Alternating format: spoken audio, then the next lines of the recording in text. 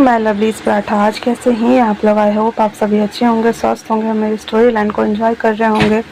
तो मैं आप लोगों के लिए एक वन शॉट लाई हूँ जो कि तेकुक वन शॉट होने वाला है, और मैं ये अपने 4th चैनल जो कि मैंने नया क्रिएट किया है उस पर डालने वाली हूँ। आई होप कि आप लोगों को ये पसंद आएगा। जैसा भी लगे मुझे कमेंट्स करके अप्रिशिएट करना, और मेरे नई जर्नी में मेरे BTS आर्मी का हिस्सा बनने के लिए तैयार हैं आप लोग? तो चलिए हम स्टार्ट करते हैं। एक क्रूज़ पर एक लड़का शराब की बोतल लेकर बहुत मस्ती कर रहा था। वो बहुत ज़्यादा झूम रहा था, डांस कर रहा था। पूरा डीजे फ्लोर कोरियन BTS गानों से भींगा हुआ था। वो जहाज़ अंटार्कटिका की ओर जा रही थी और सभी लोग बहुत बहुत खुश थे। एक रिंग बजती है और एक लड़का भाग कर आता और कहता है, कुकी तुम्हारे डैड अब नहीं रहे, चलो हमें जल्दी चलना होगा। इतना सुनना था कि उसके हाथ से वो शराब की बोतल टूट जाती है और वो कहता है, आर्यन ये क्या बोल रहे हो? हाँ, आर्यन कहता है, मैं सही कह रहा हूँ, चलो तुम। और इतना बोलकर वहाँ से कुकी और आर्यन दोनों वापस से कोरिया के लिए निकल जाते हैं। सियोल आने के बाद वो लोग जब अपने पैलेस आते हैं तो देखते हैं कि घर पे बहुत सारे बॉडीगार्ड ऑलरेडी सर झुकाए खड़े थे। कुकी भागता हुआ सीधे अपने डैड के कमरे में जाता है, जहाँ पे उसे देखकर थोड़ी सी राहत मिलती है, लेकिन वो खुशी दूसरे पल ही छीनने वाली थी। उसके डैड इशारा करके कुकी को बुला रहे होते हैं। कुकी उनके पास जाता है, उनके हाथों को अपने हाथों में होल्ड करते हुए कहता है, डैड डैड ये सब क्या हो गया और कैसे हो गया? हाँ, उसके डैड कहते हैं, मेरे जाने के बाद सब कुछ तुम्हें देखना है, समझे तुम? हाँ, सब तुम्हें देखोगी ना? वो कहता है, यस डैड, आप जो बोलेंगे मैं सब कुछ करूँगा, आप मुझे छोड़ के मत जाइए डैड, प्लीज़ मेरी बात सुनिए डैड। और इतना बोल करके और वो उसके डैड आखिरी दम तोड़ देते हैं। तो मैं यहाँ पे इंट्रो दे देती हूँ। हमारा जंगकुक और उसकी डैड जा मिनहू दोनों माफियाज फैमिली से बिलोंग करते हैं। जा मिनहू अपने करियर में उफान पे था और वो हर काम करता था। जंगकुक हमारा अपने डैड के पैसों पे ऐश करता था। वो कहने के लिए बैडएस बॉय था, पर उसने कभी माफिया वर्ल्ड चुना ही नहीं, इसलिए उसे कोई मतलब नहीं था। लेकिन उसने नहीं सोचा था कि अगला किंग वही बनने वाला है। और उसके डैड के अंतिम संस्कार के दिन उसकी आंखों में आंसू भरे हुए थे और वो शपथ लेते हुए कहता है, जिन्होंने मेरे डैड के साथ में इतना बुरा किया, मैं उसके पूरे ख़ानदान को नाश कर दूंगा। तभी वहाँ पे उसके डैड के जो सेक्रेटरी थे सुंजी, वो आते हुए कहता है, सर आपको आई थिंक ये देखना चाहिए। तभी वो लोग देखते हैं जहाँ पे गैंगवार हुआ था, और जब वो लोग देखते हैं कि गैंगवार में किस तरह से जहाँ पे उसके डैड को गोली लगी थी उसका खून खौल रहा था, और वो कहता है, जो भी है उन सबको ढूंढ कर लाओ। ये एक रशियंस था जिसके साथ उसके डैड डील करने गए थे, एंड देन वहाँ पे गैंगवार हो गया और बुलेट लगने की वजह से उनकी डैड की ऐसी हालत हो गई थी। देखते देखते अब लगभग 3 महीने बीत चुके थे। कुकी ने सारे दुश्मनों का सफाया कर दिया था, सिर्फ एक को छोड़कर, क्योंकि जितना हक उसका सियोल पर चल रहा था उतना ही हक उसका भी चल रहा था, और वो अभी तक उससे डील नहीं कर पाया था। लेकिन हाँ, कुकी हमारा माफिया का किंग था और वो जो चाहे वो कर सकता था। वो हर रात नई लड़कियों के साथ अपनी डिजायर्स को पूरी करता था और अपने सभी विशेष को पूरा करता था। वो रोज़ नए लड़कियों के साथ सोता। लड़का और लड़की जेंडर मैटर नहीं करता था, उसे जो पसंद आ जाता था उसके साथ वो नाइट स्पेंड करता था। दिन में आर्म्स की डीलिंग करता था, ड्रग्स लेता था, एंड देन वो सभी काम करता था जो उसे हैप्पीनेस फील करवाते थे। अगर कोई उसकी बात नहीं मानता था तो सीधे उसको मौत के घाट उतार दिया जाता था। हमारे कुकी ने 2 पैंथर को भी पाल रखा था। अगर कोई पैसे लेने के बाद पैसे देने में आनाकानी करता था तो उसे ले जाकर वो जिंदा उस पैंथर के सामने में फेंक देता था और वो पैंथर उसे खा जाता था। इस तरह से कुकी का राज हर जगह चल रहा था। हाँ, बस उसे नफरत थी तो एक चीज़ से, कि वो आज तक कभी किसी को वन नाइट स्टैंड से ज़्यादा अहमियत नहीं दे पाया है, ना ही उसने कभी उस पर्सन का नाम जानने की कोशिश की है। उसके सामने बस लड़का और लड़की होना चाहिए जिसके साथ वो अपनी नाइट को स्पेंड कर सके, एंड देन अपने डिजायर्स को फुलफिल कर सके। और उसने कसम खाई है, क्योंकि माफियाज में आदमी के मरने जीने का कोई ये नहीं रहता ना, तो नहीं चाहता कि उसके पीछे रोने वाला कोई हो। और वो नहीं चाहता कि वो उसे किसी से ऐसी मोहब्बत हो जिसके बारे में वो सोचकर दिन रात पागल हो जाए। आज ऐसे ही किसी काम के सिलसिले में वो सियोल से बाहर जा रहा था, क्योंकि आज वो आर्म्स के डीलिंग में जा रहा होता है। अचानक से वापस से उसके सामने बहुत सारे गुटो लोग आ जाते हैं और बंदूक चलाना स्टार्ट कर देते हैं। गन साउंड सुन करके वो लोग तो पहले फाइट बैक करते हैं और सभी लोग लड़ाई कर रहे होते हैं, लेकिन वहाँ पे अचानक से धुआं छोड़ दिया जाता है और उस पर हमला करने आता है। तभी वहाँ पे एक लड़का, जो कि थोड़ा शरारती कह सकते और ये हमारा वी है, वो आता है और वो फ़ोन में अपने पुलिस का सायरन बजाते हुए आ रहा था। जितने भी गुटों के लोग थे वो लोग सब छिटपुट हो गए। एंड देन वो लड़का बीच में से सीटी बजाता हुआ साइकिल पे निकल जाता है, जिस वजह से वहाँ पे जितने लोग थे ना अपने अपने कार में बैठ के चले गए थे। और वहीं दूसरी तरफ जो हमारा कुकी था ना, वो उस धुएं की वजह से ओनली फॉर उस लड़के की वो जो सीटी वाली साउंड थी ना वो सुन पाया था और कुछ भी नहीं। और वो चुपचाप से वो भी बेहोश हो जाता। वो साउंड सुनने के बाद वो ड्राइवर को बोलता है कि पीछे लेने के लिए। उसके बाद वो वहाँ से चला जाता है। अब कुछ दिन बाद हमारा जंगकुक एक ये बोलते हैं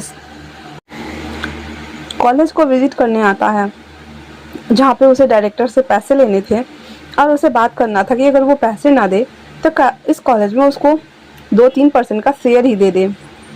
इसी वजह से वो कॉलेज आया हुआ था। वो अपनी कार को जैसे ही पार्क करता है, सुंगजी बोलता है सर पहले मैं जाता हूँ, और इतना बोलकर वो वहाँ से जाने वाला होता है। तभी एक लड़का जो कि अपने चश्मे को ठीक करता हुआ आता है एंड देन सीधे उसे टकरा जाता है। वो कहता है I am sorry, I am really sorry, पर मुझे बचा लीजिए, मुझे ना यहाँ पे कुछ बॉयज़ बुली कर रहे हैं। तभी वो लोग वहाँ देखते हैं जहाँ पे 3-4 लड़के थे और वो सभी वी को बुली कर रहे होते हैं और कह रहे होते हैं तुम फुद्दू सा हो, तुम्हें बचाने के लिए को सुपरमैन आने वाला है, हाँ बड़ा, और वैसे भी तुम्हारे पास तो बॉयफ्रेंड भी नहीं है जो तुम्हें प्रोटेक्ट करेगा, अब क्या करोगे?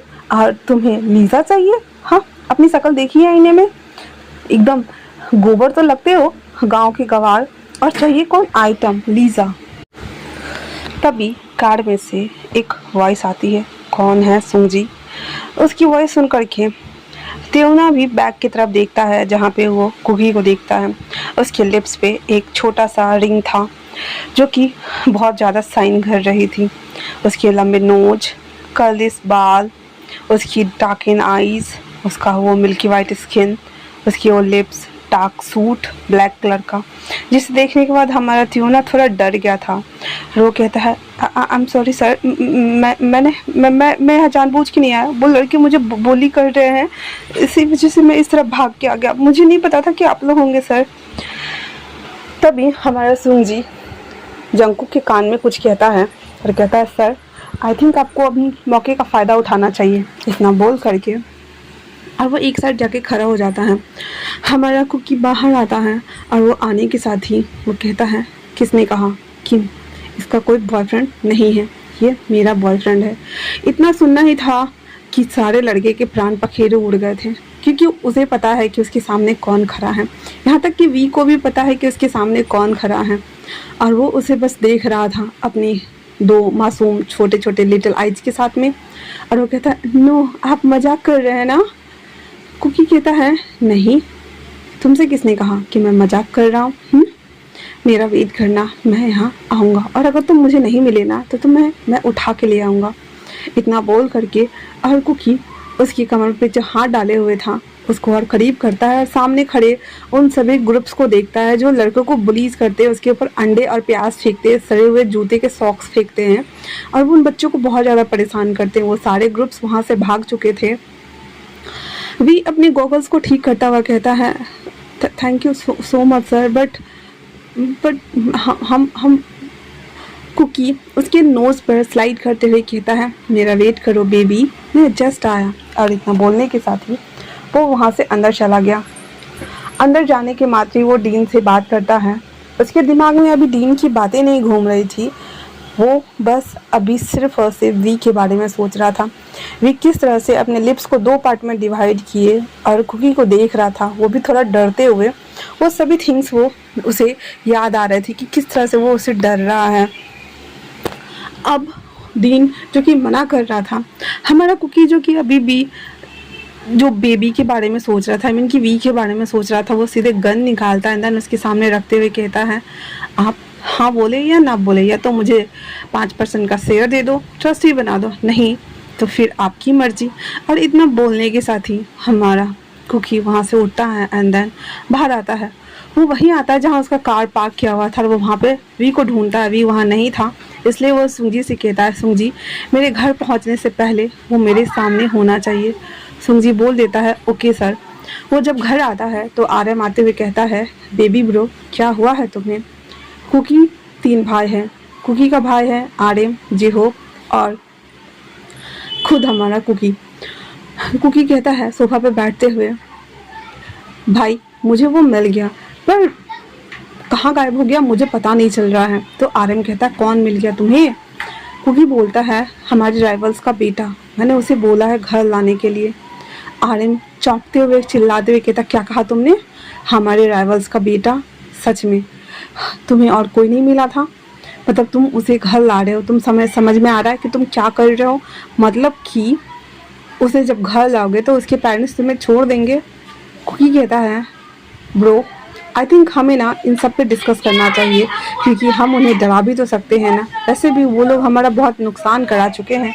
और इतना बोलकर वो एक स्मिक दे रहा होता है। जेहो पाते हुए कहता है यहाँ किस बात की डिस्कशन हो रही है जो मैं मिस कर रहा हूँ, वैसे भी आज मैं क्लब जा रहा हूँ नाइट स्पेन करने के लिए और मुझे एक खूबसूरत भला की खूबसूरत लड़की मिली है जो कि मॉडल है। क्योंकि स्मिक के साथ में कहता है जब तुम्हारा हो जाए तो उस लड़की को लेकर घर आना, मुझे किसी को डराना है। जेहोप कहता है क्या सीरियसली ब्रो क्या करने वाले हो। कहता है बस चल ब्रो। उसकी आवाज़ें गूंजेंगी इस पैलेस में, तुम देख सकते हो। और इतना बोलने के साथ ही वो एक स्मैक कर रहा होता है। अब पूरे 2 घंटे बाद सुंगजी हम जो बेबी ब्रो आई मीन की वी को वो लेके आ चुका था। वी उसके पूरे फेस पे ब्लैक कलर का कपड़ा चढ़ाया हुआ था, उसके हाथ बांधे थे और उसको लेके आ रहा था। आर्यन, कुकी और जेहोप तीनों बैठे हुए थे। उसके ऊपर से वो ब्लैक मास्क हटाया जाता है और वी सामने बैठे तीनों हैवान दरिंदे को देख करके सीधे चीख पड़ता है क्योंकि कुकी उसे खा जाने वाली नज़रों से देख रहा होता है। और वी हकलाते हुए कहता है मुझे यहाँ क्यों लेके आए हो तुम लोग। हाँ मेरे डैड को पता चलेगा कि मैं गायब हो गया हूँ तो तुम लोगों की खैर नहीं। क्या चाहते हो वापस से फिर से गैंगवार हो। हाँ बताओ मुझे ऐसा कैसे कर सकते हो, मुझे जाने दो वरना फिर से झगड़ा हो जाएगा और सब कुछ खत्म हो जाएगा। कुकी उठ कर आता है और वी के दोनों गालों को जबड़ों को दबाते हुए कहता है तुम्हें लगता है ऐसा कुछ होने वाला है। हाँ ऐसा कभी नहीं होने वाला है, तुम यहाँ आए हो हमारे चंगुल में, इसलिए बीबी रिलैक्स, वरना हम तीनों मिलकर तुम्हारा कीमा बना देंगे। सच में वी बहुत ज़्यादा डर गया था तीनों का नाम सुन करके कि क्या उसके साथ कुछ गलत होने वाला है। वो पीछे धड़ाम से गिर जाता और कहता है नहीं मेरे साथ कुछ गलत मत करना वरना मुझसे मेरे डैड तुम लोगों को छोड़ेंगे नहीं, समझे ना। इतना बोल करके वो रोने वाली शक्ल बना लेता है तो कुकी कहता ओ देखो देखो 12 साल का बच्चा रो रहा है। हाँ सच में। और ऐसा बोल करके और वो उसे सिर्फ एक स्मैक ही दे रहा होता है। रात के टाइम पे जेहोप जो कि उस मॉडल के साथ में एक नाइट स्पेन करके आया था उसे अपने साथ घर लेके आया था। वहीं वी को कुकी के कमरे में ले जा करके कुर्सी पे एक चेयर के ऊपर बांध दिया हुआ था। वो वहाँ बैठा हुआ था और उस कमरे को देख रहा था क्योंकि कमरे में लाइट भी नहीं जलाई गई थी और वो अंधेरे में ही सब चीज़ को बस देख रहा था और काँप रहा था।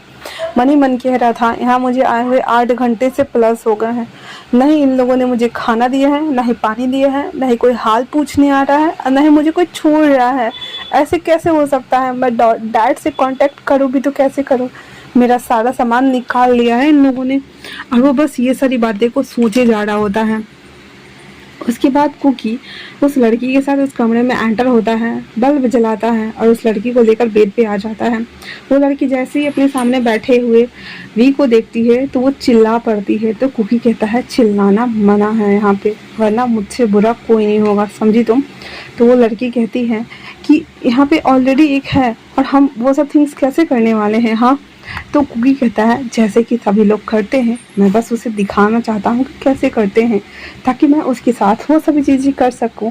वो कहती हम दूसरे कमरे में चलते हैं ना। हाँ, तो कुकी कहता है कहीं जाने की ज़रूरत नहीं है, यहीं रहो वरना मुझसे बुरा कोई नहीं होगा। और उसके बाद उस लड़की के सारे ड्रेस को कुकी फाड़ के हटा देता है। वो लड़की को अजीब लग रहा था, जिस वजह से वो ना हाथ फैला रही थी, ना पैर फैला रही थी, ना कुकी को सपोर्ट भी नहीं कर रही थी। वो बहुत ज़्यादा फ्रस्ट्रेट हो गया था और सीधे अपना गन निकाल देता है और उस मॉडल के बीचों बीच खोपड़ी में डाल देता है। वो मॉडल ऑन द स्पॉट मर गई थी। फिर वह सुंगजी को कॉल करके बोलता है कि इसे यहाँ से ले जाओ। सुंगजी आता है, उसे कारपेट में रैप करता है, देन वहाँ से चला जाता है। उसके बाद कुकी एक बहुत बड़े सिगार को निकालता है, उसके बाद उसे जलाता है। एक फूंक लेने के बाद अभी भी उसे अपने मुंह में ही रखा हुआ था। फिर जल्दी जल्दी से अपने कपड़ों को निकाल करके और बेड पे बैठ जाता है एक कॉर्नर पे। उसकी बॉडी पे जो टैटूज बने हुए थे उसके लेफ्ट हैंड तक आ रहे थे, वो सभी टैटूज अब हमारे वी को दिखाई दे रहा था। वो देख पा रहा था एक मस्कुलर बॉडी जिसके अंदर एंगर भरा हुआ है, जो एक रूड एरोगेंट पर्सन है, जो बहुत ज़्यादा जिद्दी है, जो सिर्फ और सिर्फ अपने मन का करता है। उसकी पर्सनालिटी वी को बिल्कुल रास नहीं आ रही थी अभी। वो बस उसे गुस्से भरी नज़रों में घूरते हुए कहता है, हाँ, अगर तुम्हारे साथ कोई कुछ करने ना दे तो तुम क्या उसे मार डालोगे। अब कुकी उसे कैसे समझाए कि भाई तुम्हारे साथ वो सब कुछ करने वाला है नेक्स्ट, तुम ज़्यादा ना बोला करो। कुकी थोड़ा देर तो पहले वी को चुपचाप निहारता हुआ एक अजीब से लुक में उसे देखता हुआ वो सिगार को ख़त्म कर रहा होता है।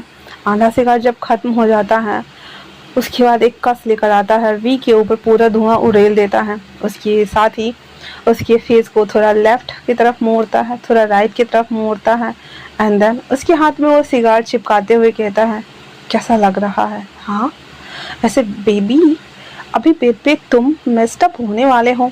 तुम्हें पता है बॉयज के साथ कैसे किया जाता है। हाँ, वी कहता है तुम ये अच्छा नहीं कर रहे हो बिल्कुल भी।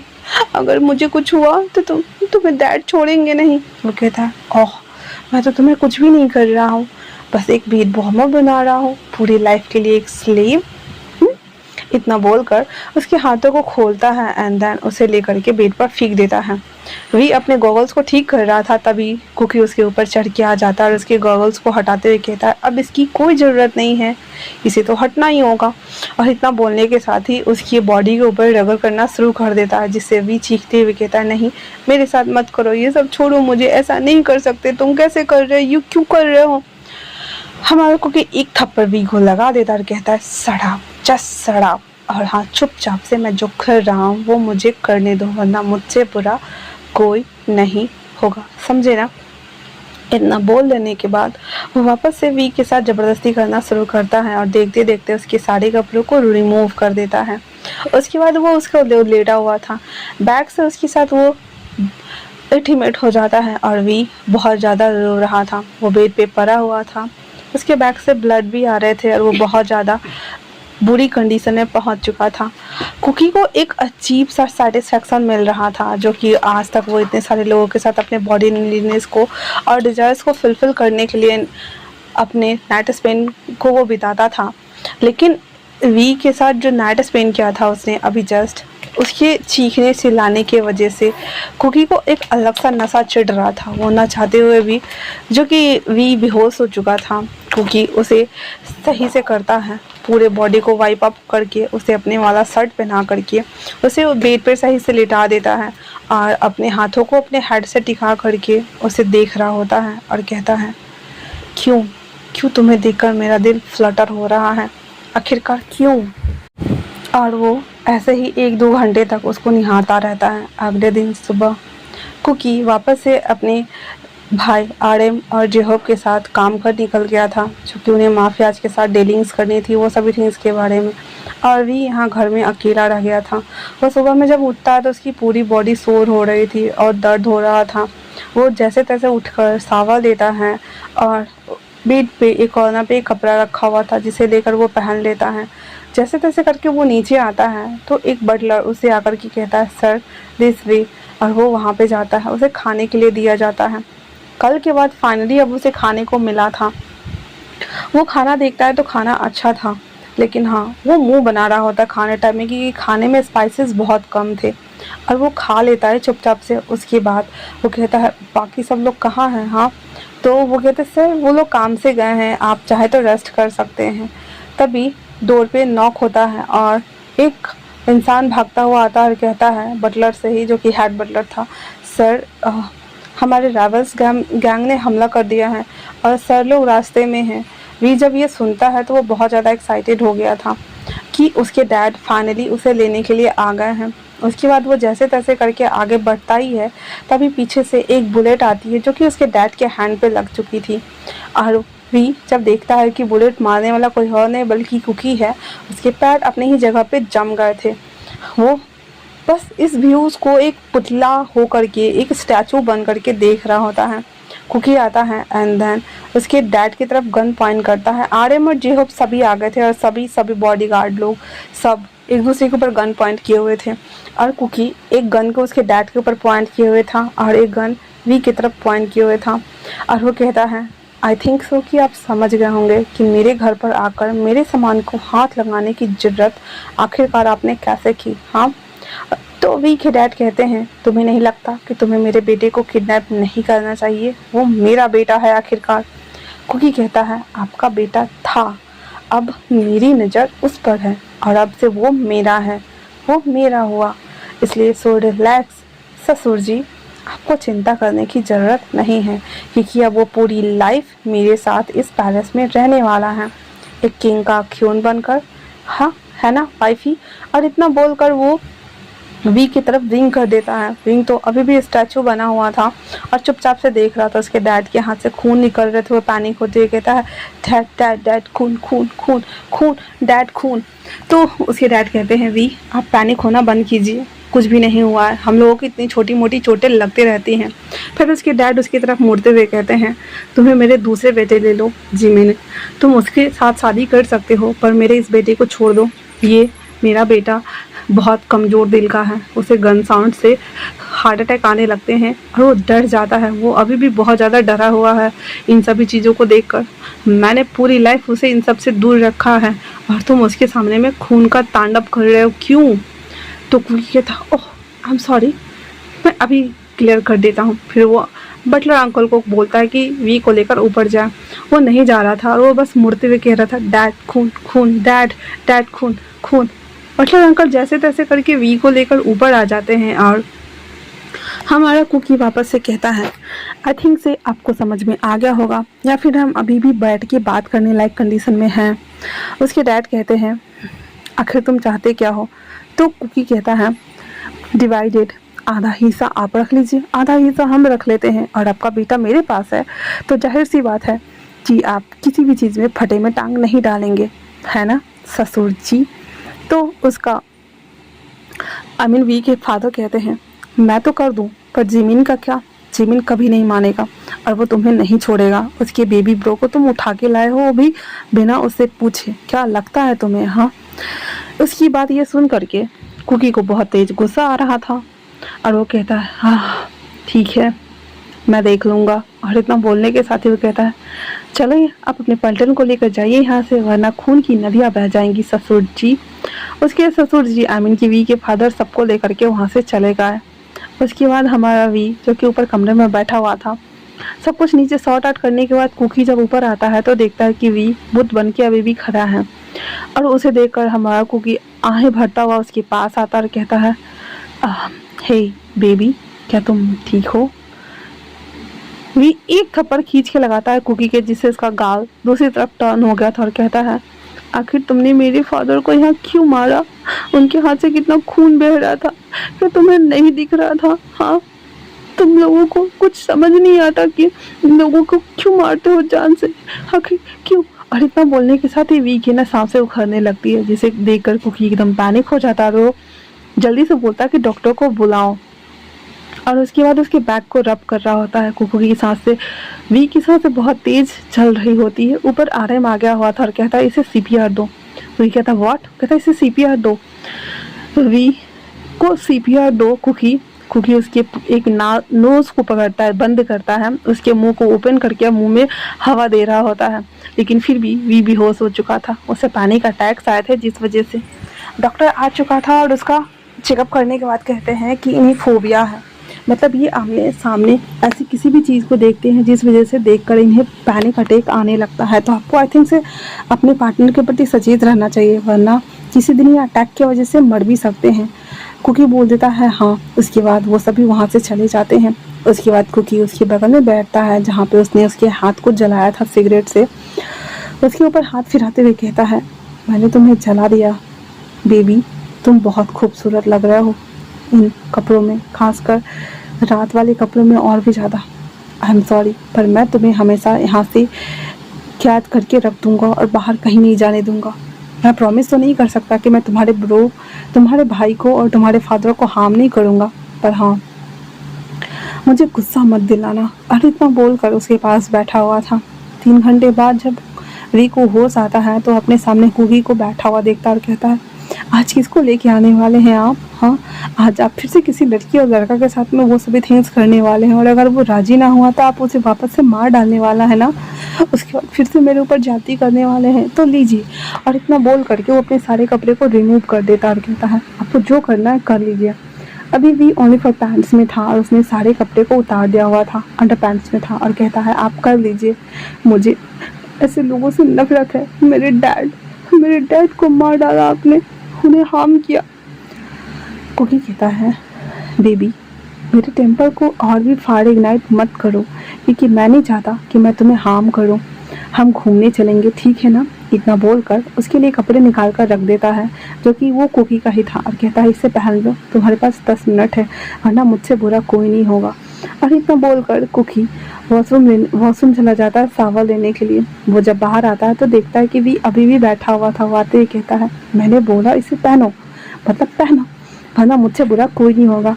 क्या चाहते हो कि मैं तुम्हें सच में कैद कर दूं? नहीं ना, मैं तुम्हें बाहर लेके जा रहा हूँ ना, चलो मेरे साथ। और इतना बोलने के साथ ही वो उसे ले लेता है, जबरदस्ती से उसको कपड़े को पहनाने लगता है। पहना लेने के बाद उसे कहता है अब चलो। उसे लेकर कार में आता है, और कार में आने के बाद उसे एक बहुत बड़े मॉल में लेके आता है। वो मॉल जो कि आरएम का था, आई मीन कि तीनों भाई के अपने अपने कुछ प्रॉपर्टीज़ थे, तो वो मॉल आरएम का था। वो पी को पूरे टाइम हाथ को पकड़े हुए था और उस मॉल में वो विजिट कर रहा था। एक सेक्शन में आकर के बहुत सारे कपड़े वी के ऊपर ट्राई करता और कहता है इसे जाओ जाकर चेंज करके आओ। वी का तो बिल्कुल भी मन नहीं कर रहा था। तभी वहाँ पे एक शख्स भाग के आता है और उसे गले लगाते हुए कहता है, त्योना तुम कहाँ थे? हम तुम्हें 3-4 दिन से कॉल ट्राई कर रहे हैं, तुम्हारा कॉल स्विच ऑफ जा रहा था। त्योना वी मिस यू। क्या तुम्हें नहीं लगता कि तुम्हें अपने दोस्त को याद करना चाहिए? और हाँ, ये देखो, ये जिनी ने भी तुम्हें कॉल किया था, पर उसका भी कॉल नहीं लग रहा था, और वो ऐसे करके बोले जा रहा था। वी को डर लग रहा था कि कहीं कुकी उसके दोस्तों को भी हार्म ना कर दे, इसलिए कहता है सुगा मैं ना तुमसे बाद में बात करता हूँ, अभी तुम लोग जाओ। तो कुकी कहता है क्यों? अपने दोस्तों से अपने हस्बैंड को नहीं मिलाओगे बेबी? इतना सुनना था कि सुगा उसकी तरफ देखते हुए वी से कहता है, त्योना हस्बैंड, तुम्हारा हस्बैंड कब से हो गया?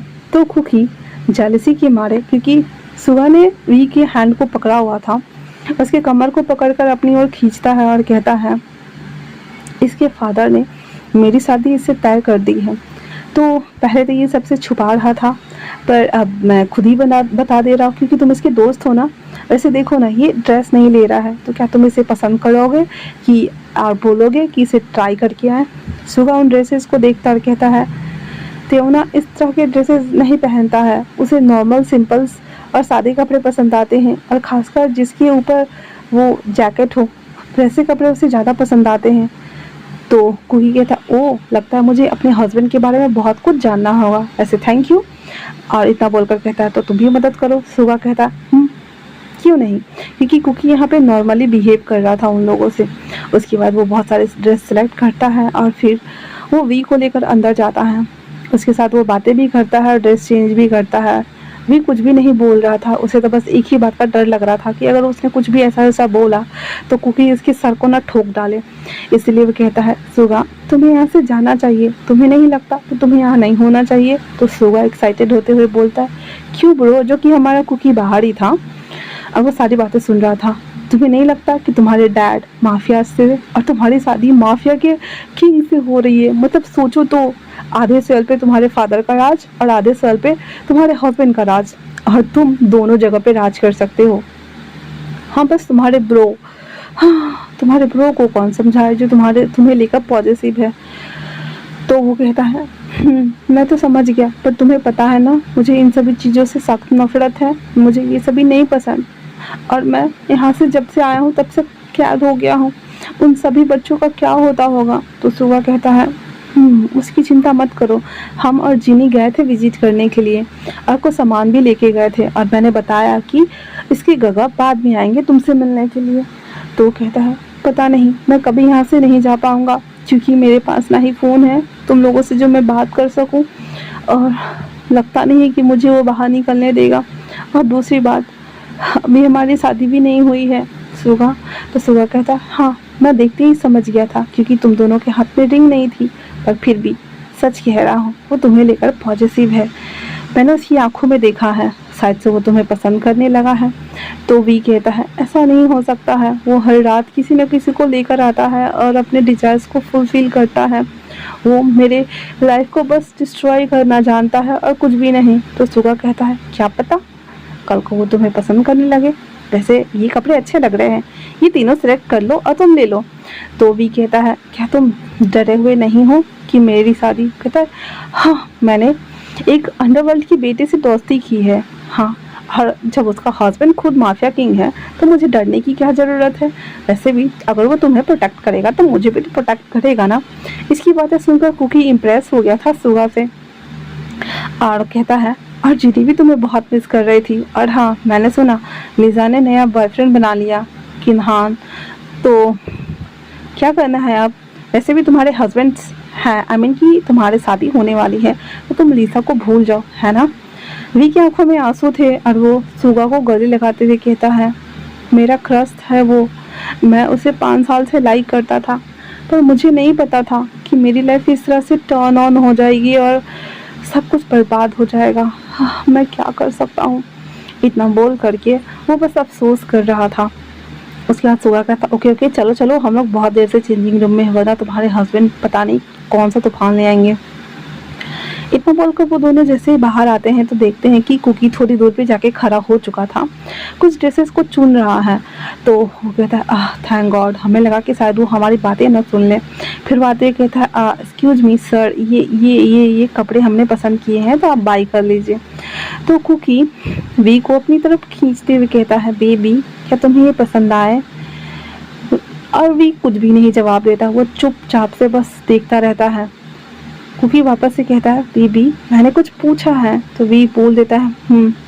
फिर वो तीनों काउंटर पे आते हैं, देन ड्रेस को बाई करते हैं। उसके बाद वो वहाँ से जैसे ही निकल रहे थे, एक लड़की आती है और कुकी के गले चिपट जाती है और कहती है, बेबी हाँ मैंने तुम्हें कितना मिस किया, उस रात के बाद तो तुम मेरे पास आई ही नहीं, और जब मैं अभी देख रही हूँ तुम्हें यहाँ तो मुझे बहुत अच्छा लग रहा है, क्यों ना हम थोड़ी सी शॉपिंग करें।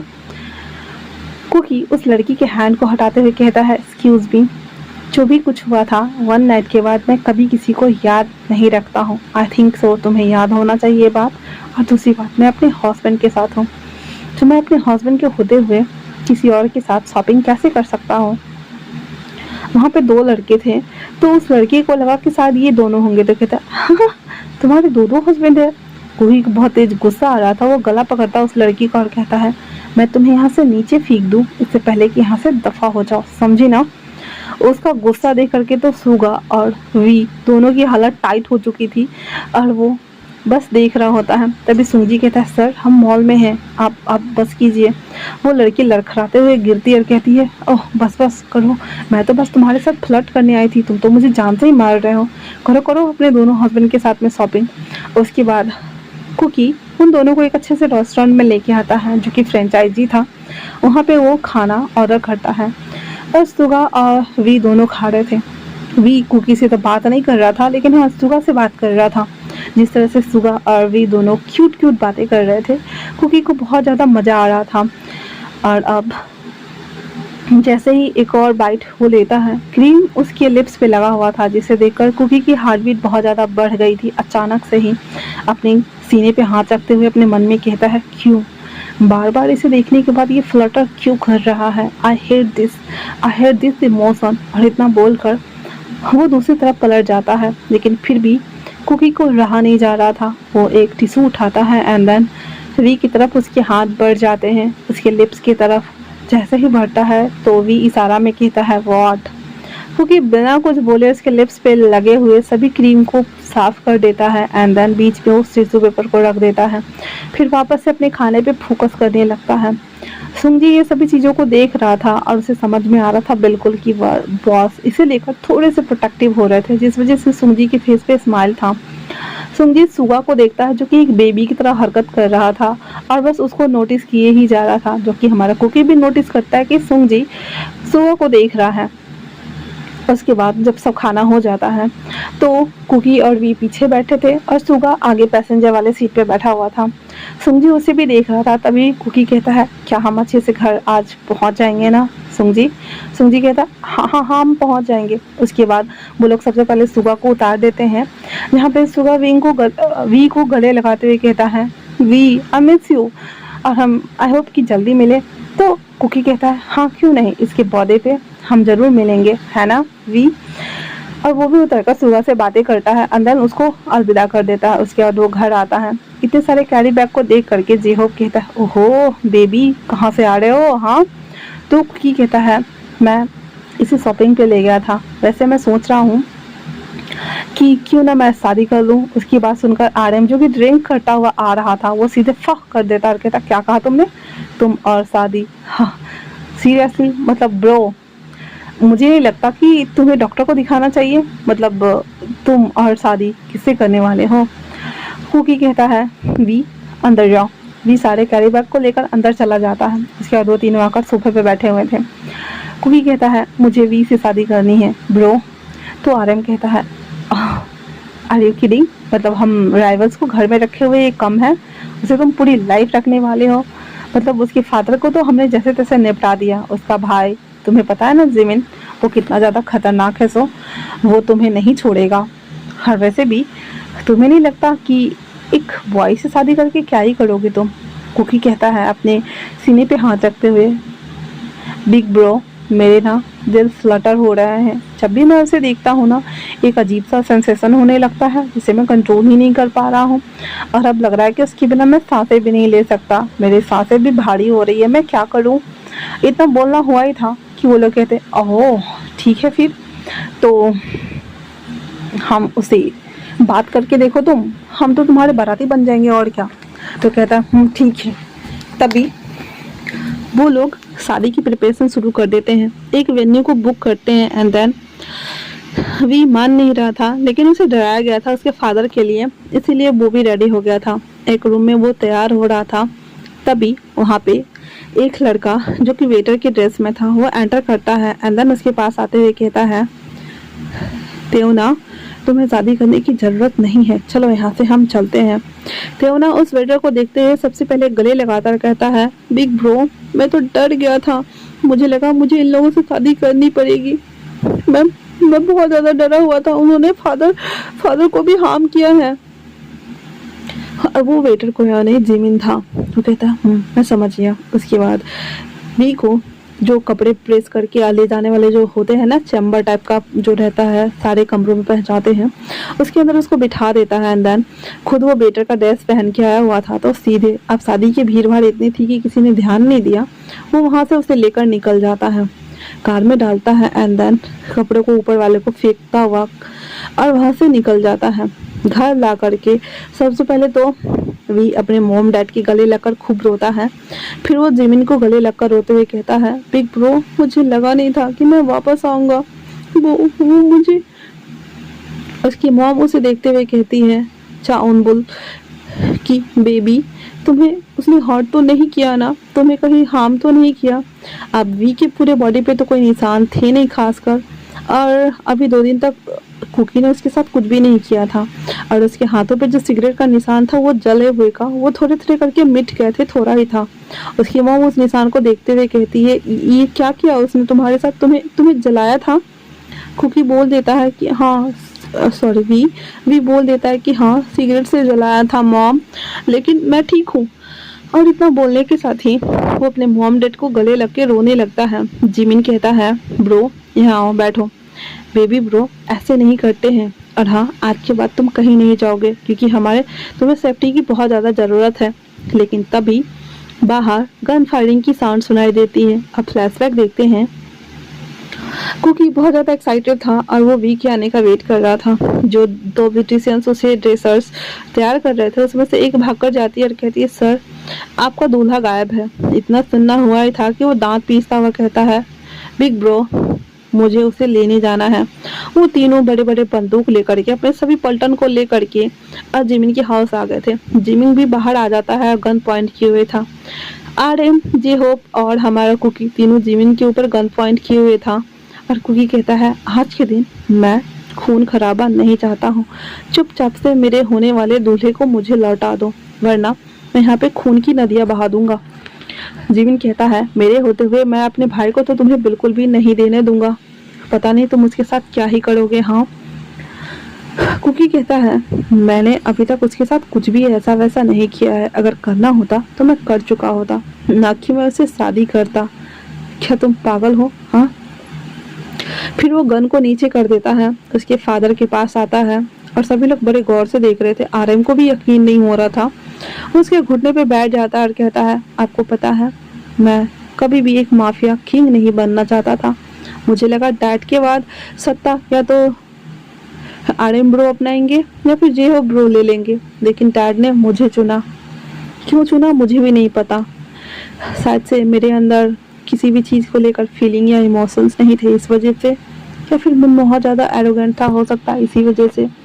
लेकिन जब से मैंने आपके बेटे को देखा है मेरा दिल फ्लटर हो रहा है, बार बार हो रहा है।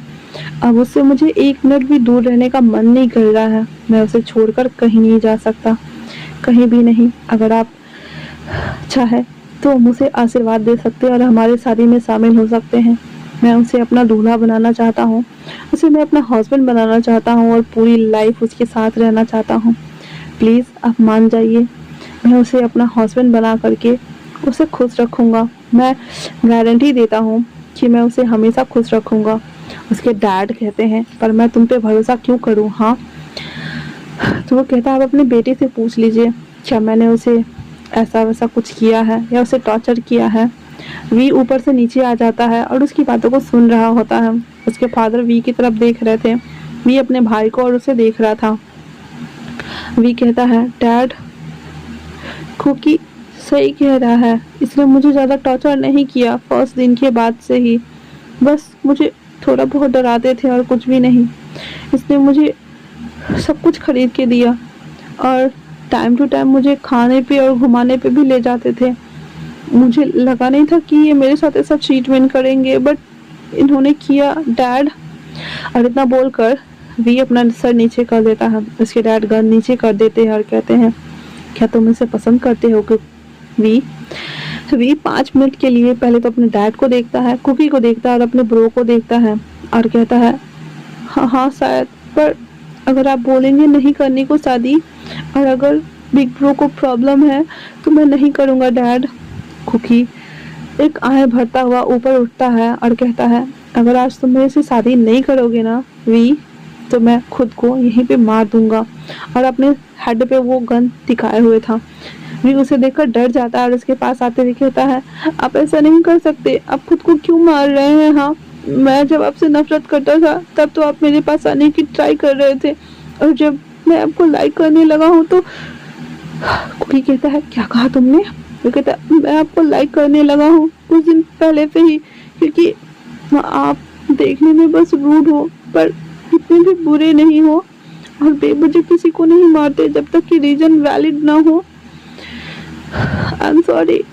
इतना बोलकर वो वहाँ खड़ा था। जिमिन आता है और कहता है, वी तुम्हें इससे डरने की जरूरत नहीं है, अपने कमरे में जाओ तुम, ठीक है ना? वी कहता है, बिग ब्रो, सच कह रहा हूँ मैं झूठ नहीं बोल रहा हूँ। मैं मैं भी कोई से मैं कुकी को नफरत करता था, हेट करता था, लेकिन जब मैं वहाँ रहने लगा और मुझे पता चला कि बिना वैलिड रीजन के ये किसी को हार्म नहीं करते, तो पता नहीं क्यों मेरे दिल में एक सॉफ्ट कॉर्नर बन गया। लेकिन फिर भी अगर आप लोगों को नहीं पसंद तो मैं शादी नहीं करूँगा। उसके डैड कहते हैं, सच में बेटा, क्या तुम उसे पसंद करते हो? वी अपना हेड हिला देता और कहता है, फिर कोई बात नहीं, फिर हम तुम्हारी शादी जरूर करेंगे। तुम लोग चलो, मैं खुद वी को लेकर आता हूँ। वो कहता है, नहीं, अगर आप नहीं आए तो कहता है, अपने भाई को छोड़ के जाओ। कहता है, नहीं, मैं अपने होने वाले हस्बैंड को खुद लेके जाऊंगा। उसके डैड कहते हैं, ठीक है। फिर सारे लोग रेडी होते हैं और सब लोग अभी बैंक्वेट में थे। वी के फादर और वी के मदर दोनों उसके हाथों को इंटरवाइन किए हुए से स्टेज पर लेके आते हैं, जहाँ वी खड़ा था और थोड़ा सा शाय फील कर रहा था। उसके बाद कुकी उससे शादी करता है और दोनों एक दूसरे को किस करते हैं, अपने रिंग को दिखाते हैं और फाइनली दो माफियाज का शादी हो चुका था। उसके बाद उन दोनों को हनीमून बनाने के लिए एक पेंट हाउस पूरा डेकोर करके दिया था। वहाँ पे कुकी वी को लेकर के आता है। वी उस पेंट हाउस को देखने में इतना ज़्यादा खो गया था कि वो भूल गया कि उसके पीछे उसका हस्बैंड भी है, जो उसे ही अपने लस्टफुल आइज के साथ में देख रहा है, जो कि कच्चा खाने वाला है। उसे बैक से हक करते हुए कहता है, तो बेबी, हम अपना हनीमून स्टार्ट करें, क्योंकि मुझसे और अब सब्र नहीं हो रहा है। वी कहता है, तो क्या आज आप किसी और को नहीं बुलाने वाले हैं, इसकी हड्ड के बीचों बीच आप गोली मार सको? तो कुकी कहता, ओह, मेरा मजाक बनाया जा रहा है। हेड के बीचों बीच का तो पता नहीं, पर दो टांगों के बीच जरूर कुछ और जाएगा। इतना बोलकर हर वो वी को गले लगा लेता है, तो वी बहुत सा फील कर रहा था। फिर कुकी उसे उठाकर लाता है और कहता है, सच बताओ, क्या तुम मुझे लाइक करते हो? वी कहता है, सच कहो तो बहुत थोड़ा सा, पर आपके साथ रहते रहते मुझे आपकी आदत लग गई है, तो मैं बोल सकती हूँ कि मैं आपको लाइक करता हूँ। वी कहता है, ओह माय गॉड, तुम इतने ज़्यादा पेटियस क्यों हो? हाँ, पेटेंटियस बॉय, बस भी करो, मेरी जान ले लोगे क्या? तो वी कहता है, मैं पेटेंटियस बॉय नहीं हूँ, आप ही थे जो मेरे कॉलेज आए थे और ज़बरदस्ती मुझे अपना बॉयफ्रेंड बनाया, माफिया का बॉयफ्रेंड। ऐसे कौन करता है भला? हाँ। तो हमारा कुकी कहता है, क्योंकि मुझे तुम्हें देखते ही कुछ होने लगा था, पता नहीं क्यों, मैं अपने आप ही वो सब कर बैठा था और मैं तुम्हें कभी भी हार्म करना नहीं चाहता था। वी, आई एम सॉरी जो भी मैंने तुम्हारे साथ किया, आई एम रियली सॉरी। और इतना बोलकर वी के लिप्स को कैप्चर कर लेता है एंड देन उन दोनों का every means every day start हो जाता है। ये मेरी फर्स्ट बीटीएस आर्मी स्टोरीज है जो कि मैंने बनाई है। मेरी ये फर्स्ट स्टोरी है। आई थिंक कि इसमें बहुत सारी गड़बड़ी होंगी, मैंने कुछ पॉइंट मिस कर दिया है, पर यकीन मानो फ्रेंड, 1 महीने बाद मेरा बेस्ट वर्जन आपको देखने को मिलेगा बीटीएस आर्मी स्टोरीज़ को लेकर के, और मैं सुपर्ब करूँगी। पर तब तक क्या इस जर्नी में आप मेरे साथ चलने वाले हो? अगर हाँ है तो सभी लिखो, बीटीएस आर्मी को सपोर्ट करो और अपनी दीदी के छोटी सी फैमिली का हिस्सा बनना मत भूलो। तब तक के लिए थैंक यू।